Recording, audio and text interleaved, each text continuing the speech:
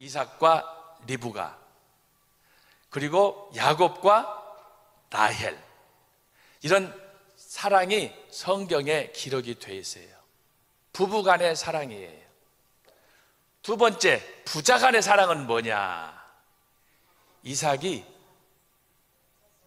야곱을 사랑하지 않고 예서를 사랑했어요. 그러다가 나중에 혼쭐이 났어요. 그래서 결국은 어떻게 됐어요? 하나님이 언약을 맺어주신 아들 야곱에게 축복을 쏟아 부어줬어요. 그래서 목사님께서 설교하셨잖아요. 이 축복하는 것도 내 마음대로 안 된다. 손을 어긋 맡겼는데 하나님께서 당신의 언약을 따라서, 그래서 여러 사례가 있지만 우리가 잘 기억하는 대로 이삭과 야곱으로 축복이 내려가는, 그래서 부자간의 사랑, 이 위에도 많이 있어요. 모자간의 사랑은 뭐예요? 엄마와 아들 간의 사랑이에요. 그것이 어떻게 나타났어요? 리브가하고 야곱하고 나타난 거예요. 아니 보니까 어느 날 자기 남편이 나이가 들더니 약간 좀 이상해졌어. 얼마 전만 해도 자기가 아기를 갖지 못할 때 아기를 갖게 해달라고 이삭이 기도해서, 그래서 쌍둥이가 임신을 했잖아요. 그것을 기도로 응답받았음에도 불구하고 이삭이 나이가 들어가니까 약간 헷갈렸어요. 그런 가운데 그의 아내 리브가가 자기 남편이 잘못됐어요. 그래서 바로 하나님의 언약을 기억했던 리브가가 야곱을 앞세워서 위장을 해가지고 아버지에게 별미를 가지고 들어가게 해서 어떻게 했어요? 축복을 받았어요. 이 어머니의 아들을 위한 목숨 건 사랑, 우리가 창세기 말씀 보면 그러잖아요. 그 아버지의 명령을 거역하면 안 되는, 잘못하면 복을 받을 자가 저주를 받는데, 어머니 리브가가 뭐라고 했어요? 아들아, 걱정 마라. 내가 너에게 이 말 모든 저주는 다 뒤집어 쓰려니까 너는 무조건 들어가. 따라잡시다. 할렐루야. 참, 정말 이 극적인 사랑. 제가 그래서 가끔씩 그랬어요. 아버지들은 다 죽어야 된다. 네? 진짜 그 말 믿으면 돼, 안 돼? 이야, 어머니의 이 1%, 남자들이 갖지 못한 그 1%의 사랑의 방점을 찍어버리는, 그래서 하나님의 축복이 예세하게 잘못하면 갈 뻔했는데, 그런데 그 축복이 야곱에게 가도록 어머니가 다 뒤집어 쓰는 거예요. 아들아, 걱정하지 마. 자, 이런 어머니들 되시기를 주님의 이름으로 축원합니다. 기가 막혀. 주종 간의 사랑이 있어요. 여러 사례가 있지만 대표적으로 솔로몬과 술람미의 사랑이에요. 왕하고 한 계집종, 이거 이루어질 수는 없는 사랑이에요. 이 사랑이 주종 간의 사랑. 또 그것뿐만 아니에요. 저기 빌레몬서에 보게 되면 빌레몬과 오네시모의 사랑이에요. 이거 있을 수 없는 거예요. 당시에는 주종 간의 이 주인과 노예의 신분의 상태에서 사랑한다고 하는 것은 불가능한 거예요. 당시에 종이나 노예는 사람이 아니었어요. 그런데 빌레몬서에 보게 되면 바울이 모든 책임을 지면서 그 인간도 아닌 오네시모를 빌레몬에게 보내면서, 야, 저 오네시모는 내 심장과 같다. 내가 감옥에서 낳은 아들이다. 받아주어라. 세상이 어떻게 그 가능하겠어요? 친구 간의 사랑. 친구 간의 사랑은 뭐가 있을까요? 대표적인 게 다윗과 요나단의 사랑이에요. 그냥 둘이 죽고 못 사는 거예요. 그 다음에 마지막 6번째는 만인이에요. 하나님이 세상을 이처럼 사랑하사 독생자를 주셨으니. 자, 이렇게 해서 성경은 사랑에 관한 책인데 이 모든 사랑의 극치는 어디에서 이루어지느냐? 이것이 바로 십자가에서. 모든 인류는 그 어떤 사랑이든지 다 십자가로, 성경에서 가르쳐주는 사랑은 십자가, 예수 그리스도의 이 구속사의 사랑으로 직결되어 있어요. 어떤 사람이든지 어떤 죄인이든지, 심지어 죽음을 앞둔 십자가상에 매달린 그런 강도라 할지라도 누구든지 예수 그리스도를 주로 믿기만 하면 구원을 얻는, 원수까지 사랑하시는 그 사랑이 바로 십자가의 사랑인데, 그 사랑을 성경이 가르쳐준다 라고 하는 거예요. 그래서 우리가 이것을 마음에 깊이 새기며 살아가야 되는데, 오늘 우리가 살펴본 말씀은, 자, 요한복음 3장 오늘 읽었습니다. 이 말씀을 통해서 우리가 살펴보려고 하는 것은 세례 요한이 지난주에 살펴본 말씀처럼 어떻게 예수님을 주인으로 모시고 어떻게 그가 마지막 순교의 그 순간까지 믿음으로 달려갔느냐 하는 것을 살펴보려고 합니다. 지난주에 제가 오잘리에서 여러분에게 말씀을 드릴 때 세례 요한은 어떻게 사랑을 신앙으로 승화시켰는가, 제가 3가지 말씀드렸어요. 자, 세례 요한은 어떻게 예수님을 사랑한다고 고백하고, 주로 고백하고, 그가 자기가 믿은 바 신앙을 고백했는가. 제가 첫 번째로 드린 말씀은 뭐였습니까? 세례 요한은 험지를 선택했어요. 모든 사람들이 예루살렘에 살게 기득권을 유지하려고 할 때 아버지 사가랴, 어머니 엘리사벳과 더불어 가만히 있어도 출세의 길이 열린 그 과정임에도 불구하고 그걸 포기하고 사람들이 선택하지 않는, 가지 않는 험지를 택해서 어디로 갔어요? 유대 광야로 갔어요. 신앙이란 뭐냐? 저와 여러분이 가지고 있는 기득권을 내려놓는 거예요. 가문의 영광도 다 필요 없어요. 재물이고 명예고 필요 없어요.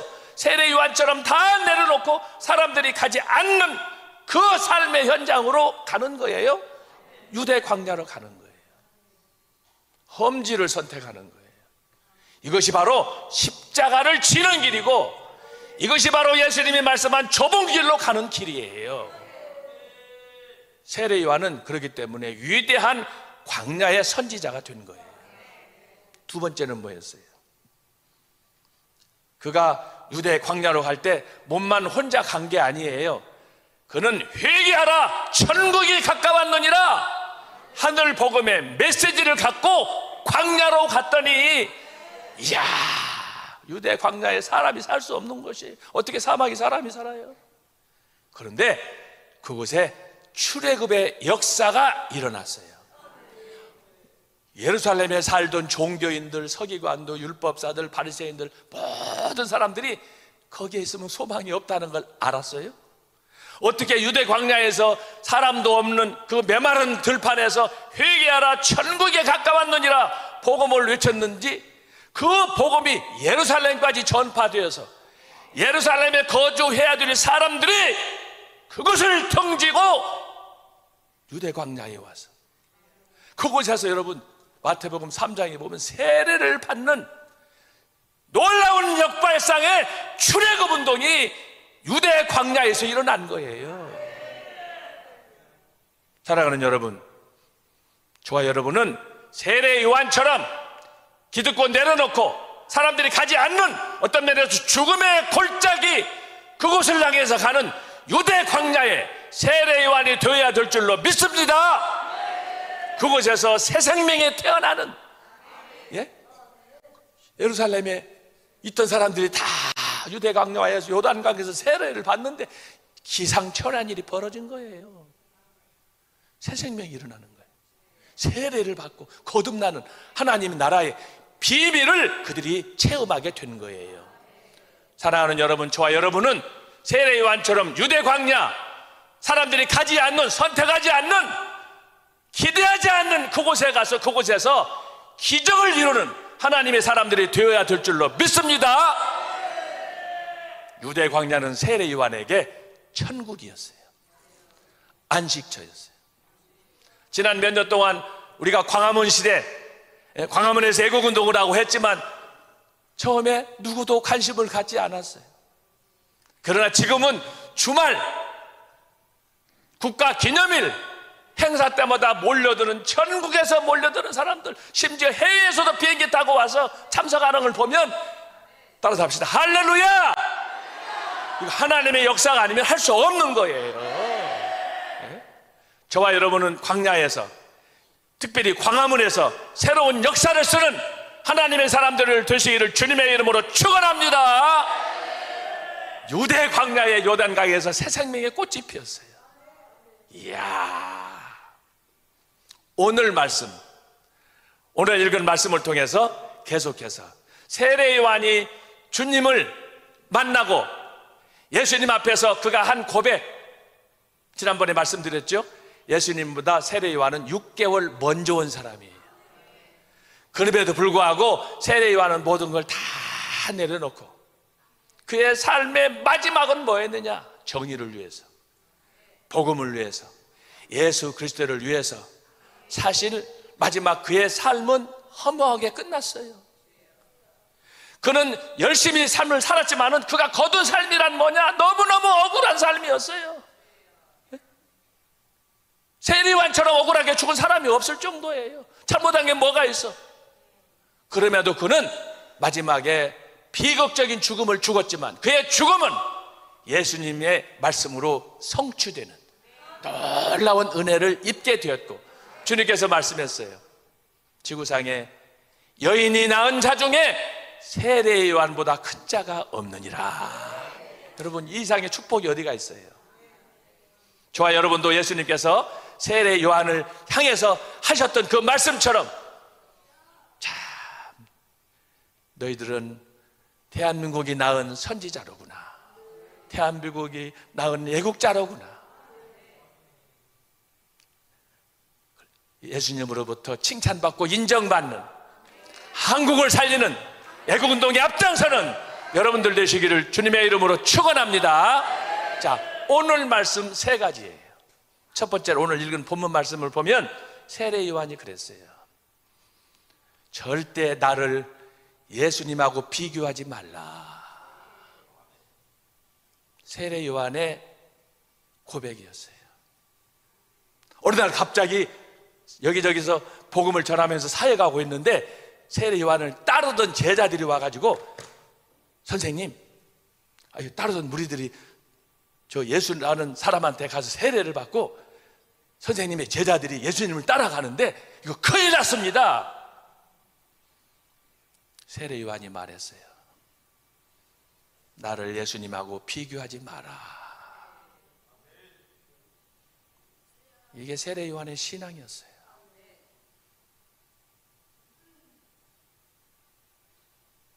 예수님의 가시는 그 길을 위해서 보냄받은 세례 요한, 그의 가는 길이 어렵고 험할지라도 그가 누리는 지금까지 받아왔던 모든 삶의 경륜을, 그의 삶의 업적을 예수님의 십자가 앞에 내려놓고 사랑하는 제자들이 예수님한테 떠나갈 때 마음속으로 상처도 있고 서운할 텐데 그 사람들이 하는 메시지예요. 나를 예수님하고 비교하지 마라. 세례 요한의 위대함이에요. 위대함. 여러분, 신앙생활 하면서 우리가 때때로 많은 갈등을 겪고 지냅니다.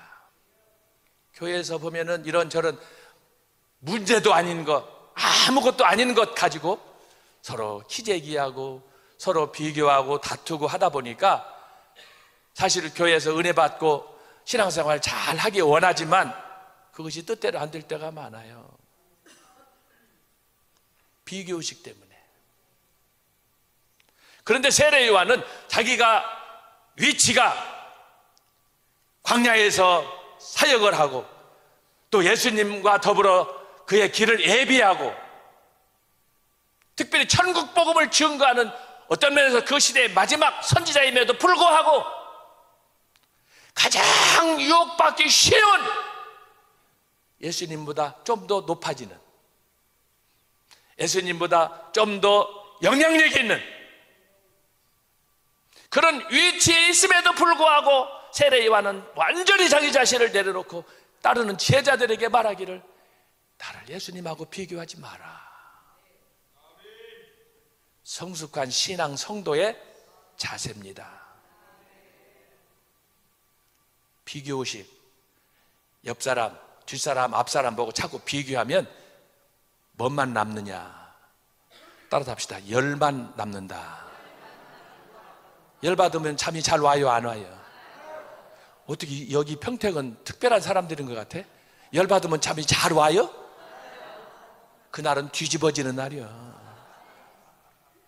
잘못하면 초상나요. 네? 제가 엊그저께 신문을 보니까 유튜브에도 올라왔던데 푸틴이 열을 받았는지 안 받았는지 모르겠지만 그냥 떨어졌대 지금. 알아요? 몰라요? 여기는 보니까 아는 사람만 아는구만. 열 받아서 그러는 거예요. 푸틴 그놈.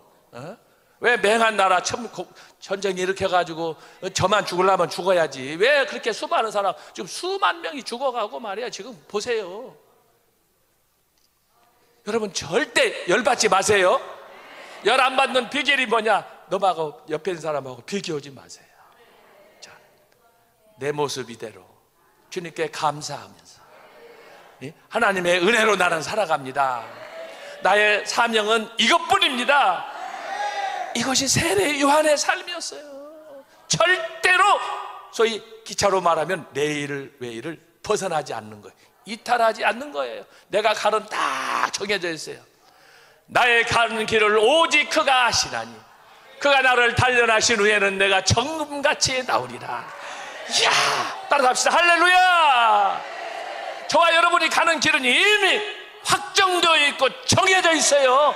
그런데 우리는 가면서 할렐루야, 할렐루야, 할렐루야, 아무나 한다고 할렐루야가 나오나? 세례 요한의 길이었어요. 광야로 가는 길. 지금 여러분 잘 생각해 보세요. 깊이 생각을 해야 돼요. 내가 지금 예루살렘을 떠나서 광야, 유대 광야로 간다. 제가 지난주에 말씀드렸죠. 제가 현장을 가봤어요. 푸른 초목이란 건 구경할 수가 없어요. 메마른 빨간 사막밖에 없어요.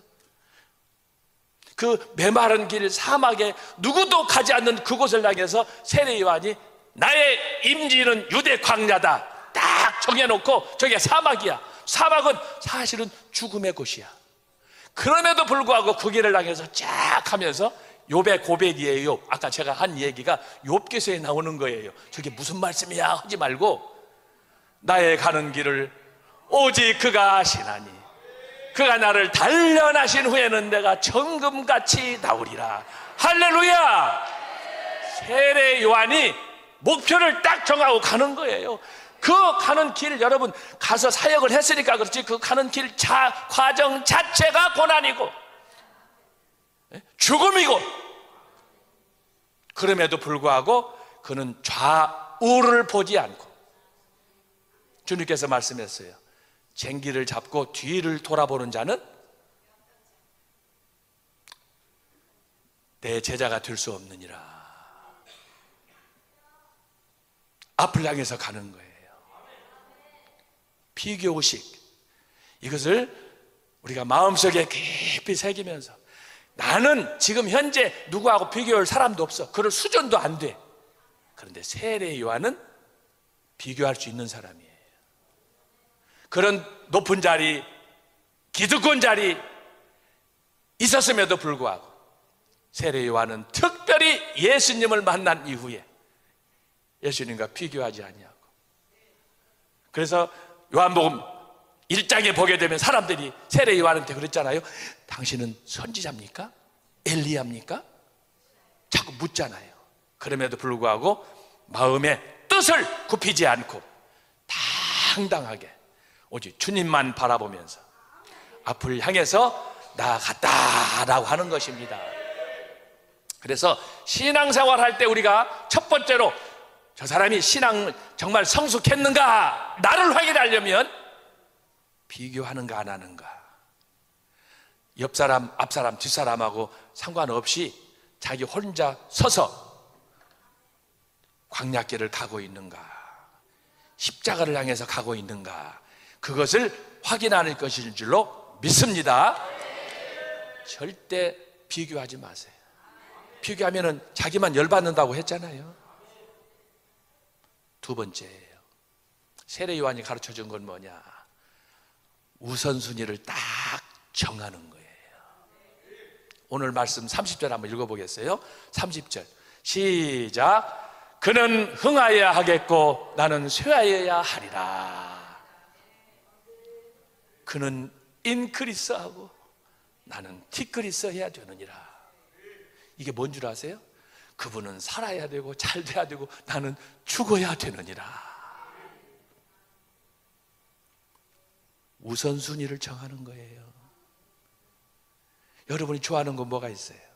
여러분이 하고 싶은 건 뭐가 있어요? 그거 내려놓는 거예요.